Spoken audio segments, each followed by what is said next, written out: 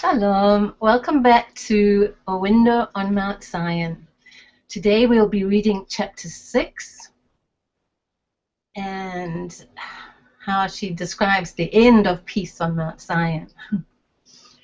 It was the second year on the Mount. One day I'd been out shopping for provisions, and on my return I found the barrier across the road unlocked and a small group of men in heated discussion a little way up the road. I lifted the bar, drove the car through, and lowered the bar again. I was about to turn my key in the lock when the men called to me that they would lock it. Unusual, to say the least. The lock opened, and men who had a key. I called a greeting to them as I went by, Shalom.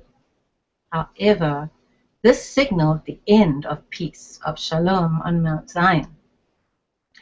Some days later, two men stood on our balcony, one from the Ministry of Transport and the second from the Ministry of Tourism.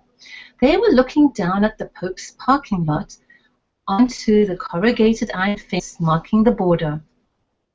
I think this whole square should be made into a garden, I volunteered.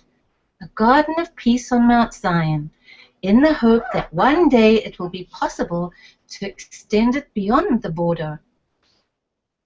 But this is the only way for transport to come up to Mount Zion, replied the man from the Transport Ministry.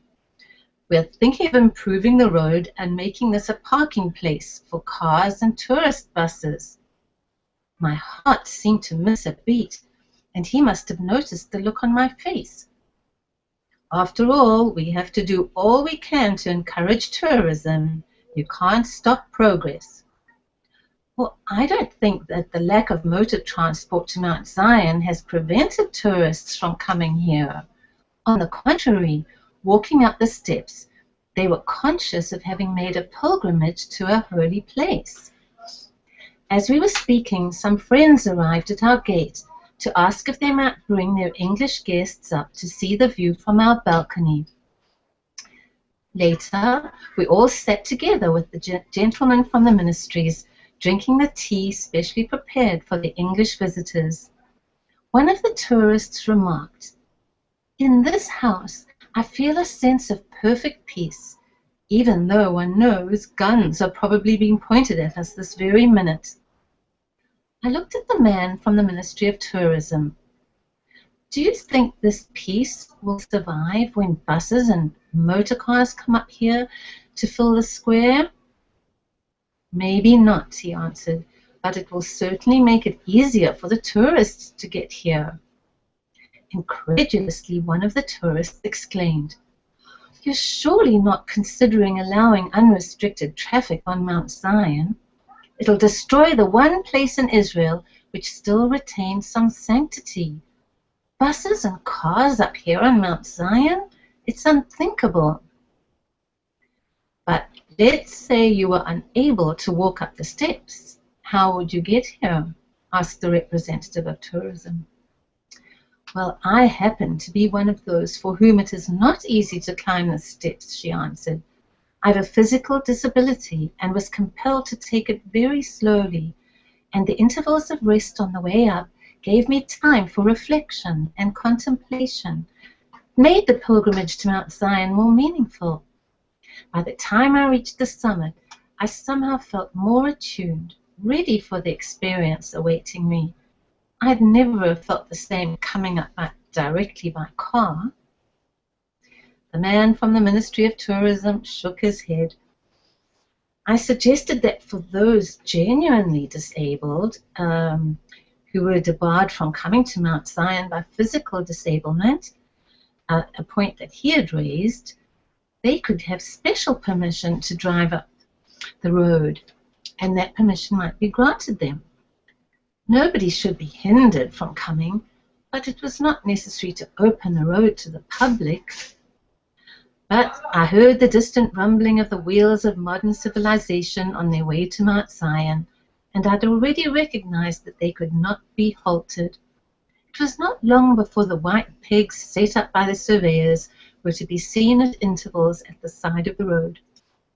David Palumbo, alighting from his scooter one day, said to me, "Have you seen what is going on? This is the beginning of the end of peace on Mount Zion. Nothing will stop them now. Mount Zion will become like all other commercial tourist attractions, and then it will be time for us to leave."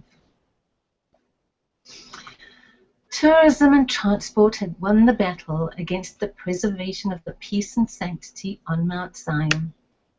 When the clouds had unburdened themselves of the last rains of winter, what had first been merely a disquieting sense of foreboding grew deeper and was transformed into reality. The din and roar of bulldozers, jackhammers, and heavy vehicles, together with the noise of workmen, had come to Mount Zion. The road was being widened and resurfaced for large tourist buses. Clouds of dust rose in the air until the leaves of the trees, washed clean by the rains, lost their sheen under this yellow pall. All nature had responded to the call of spring, and the garden was green with life. At daybreak, the silence was still broken by birdsong in praise of the new day, and a little later the voice of Yaakov chanting his prayers on the roof of King David's tomb was to be heard. The doves sat waiting on the roof of the little museum, hunched into their feathers. The sun was not far above the horizon when their friend, Obadiah, appeared with their food. Wings circled our heads, and then the doves settled down in Garden Square as he scattered the grain. Some doves were eating out of his hand. But Obadiah looked unhappy. The smile we had become so accustomed to was not there. He explained that when the present supply of food was finished, no more was to be bought. The committee of Mount Zion had finally decided to stop feeding the pigeons and doves. The thought of Mount Zion without the flutter of wings and the cooing of doves was for me like the severing of a silver thread connecting heaven and earth. Obadiah felt that his very special mission on Mount Zion was ending. "There'll be no need to come to Mount Zion then," he said. "The doctor told me to stop working a long time ago. I'll just have to take my pension." He spoke as though his life was over. His wizened face seemed to shrink, and his back bent even lower. "But I'll come to see your garden sometimes," he said. "Don't despair, Obadiah," I said. "I'll buy food for the doves, and we can even feed them together." His eyes were misty, and he turned and walked away. All through the following months, the noise and dust of the road making continued. Towards the end of the summer, the work was done. A good wide road for all types of transport up to Mount Zion. But the road barrier was again lowered as a battle raged between the representative authorities, religious and non-religious. I made a last appeal for the preservation of peace on Mount Zion. The battle was fought over the closing of the road on the Sabbath. The religious were concerned only with the Sabbath. The Ministry of Tourism was concerned for the many tourists, both non-Orthodox and Gentile. It claimed that this was now a public road, and there was no reason to close it on the Sabbath. I asked again that the road be used at any time only for those who were unable to walk up the road or climb the steps. The progress of the battle was reflected in the barrier across the road. Some days it was locked, and some days it was open, and then one day it was removed altogether.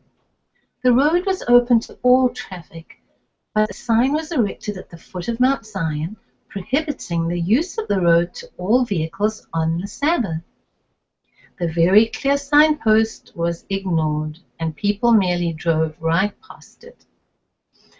At the same time, the little museum with its small display of Jewish religious objects, including a replica of the temple, was emptied of its contents as workmen began preparing shelves and showcases to hold souvenirs for the tourist trade. The peace and silence of Mount Zion was shattered. Noisily, the cars and tourist buses climbed the hill, disgorging passengers and guides and filling Garden Square and the Pope's parking lot with waiting vehicles, polluting the air with petrol fumes and ruthlessly ignoring the sanctity of this holy hill. Guides gathered their tourist groups with loudspeakers. Drivers of cars shouted for parking space. Radios were left turned on in waiting buses, as were noisy air conditioners, and the strident voices of the tourists added to the general clamor. No longer were they able to experience the sense of awe Mount Zion had previously evoked. As I looked through my window, it all seemed to be a bad dream. What forces had been allowed to take control of Mount Zion? Was this not the power which gripped the steering wheel of modern civilization? Then other workmen were erecting garish signboards around the souvenir shop, which greeted the visitor with, "Welcome to Mount Zion. Remember your visit by taking with you souvenirs of Israeli handicrafts. Jewelry, Bibles, and religious articles can be purchased here, and we also serve cold and hot drinks and snacks." I remembered my first ascent up the steps to Mount Zion. There had been very different signboards along the path. On them were written quotations from the Psalms. "Give thanks to the name of the Lord. Pray for the peace of Jerusalem. And the Lord is great in Zion." Well, the curious Arab soldiers watched from across the fence at Garden Square what was turning into what closely resembled a circus. The chanting of prayers in the synagogue on the Sabbath could no longer be heard. They were drowned by the screeching rhythms of modern dance music from the radios of waiting tourist buses. This deeply offended the religious worshippers and provoked vehement protest.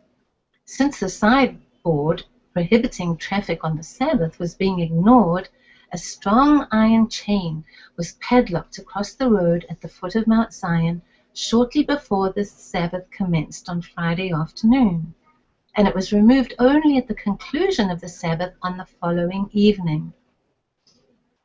One Sabbath morning, after the chain had been put up, David Palumbo, our neighbor, brought little Paulita, his daughter, out into Garden Square.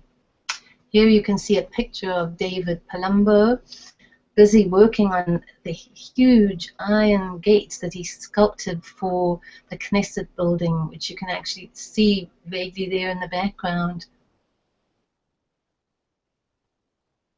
"At least we have peace now for one day in the week on Shabbat," he remarked. "While I do not agree with all the ways of the Orthodox, I'm certainly thankful for the chain across the road." I too was thankful that the peace of the Shabbat, the Sabbath day, could again be felt on Mount Zion. But the battle continued. One Sabbath Eve, the chain was broken, and motor vehicles again defied the prohibition. The chain was repaired by David himself and replaced the following Sabbath. "Nobody," David had said exultantly, "will be able to break through it again." But destiny works in strange ways. Man may believe that he controls his life and his work, but Jeremiah the prophet says, "O Lord, I know that the way of man is not in himself. It is not in man that walketh to direct his steps." Some weeks later, David learned that he had received one of the UNESCO prizes for art in an international contest.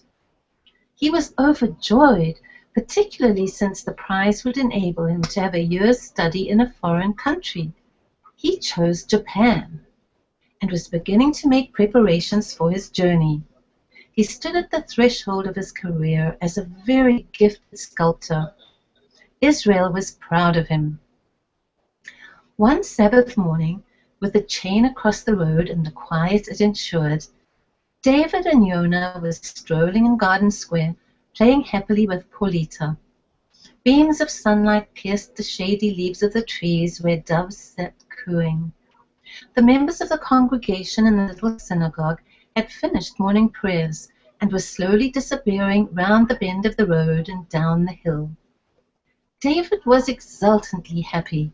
He seemed unable to contain his excitement and joy at the prospect of fulfilling a long-cherished dream to work in Japan. In the twilight at the end of that Sabbath day, we heard the familiar sound of David starting up the motor of his scooter and speeding down the hill. It was to be his last journey. He drove his scooter right into the chain at the bottom of the road and died of his injuries a few hours later. How could it have happened remains a mystery to this day, for David had the key to the padlock in his pocket. His tragic death left its mark on Mount Zion. The road was never again closed, and the peace we had known before the new road was opened went forever. Only in the very early hours of dawn were we aware of its fleeting presence. Well, that concludes chapter 6, and the next installment describes the approach of the historic Six-Day War, during which Mount Zion played a significant and key role. Join us next time for part 1 of chapter 7. And until then, Shalom from the window on Mount Zion.